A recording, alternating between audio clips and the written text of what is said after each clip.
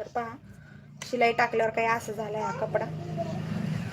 आता बघा ताई, दीपाली ताई, मी पण दीपालीच आहे, आपण दोघी नावकरी आहे. या पद्धतीनं एवढी शिल्लक पट्टी ठेवायची पहा. एवढी ही पट्टी खालच्या साईडनं फोल्ड करायची बघा अशी, आणि आता इथून शिलाई टाकून घ्यायची. तुम्हाला एवढं बारकाईनं दाखवते लक्षात यावं म्हणून. हो ना म्हणतात ताई.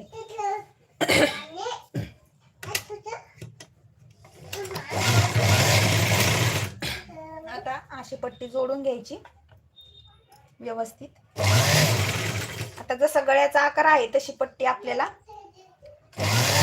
अशी पट्टी जोडत घ्यायची पहा.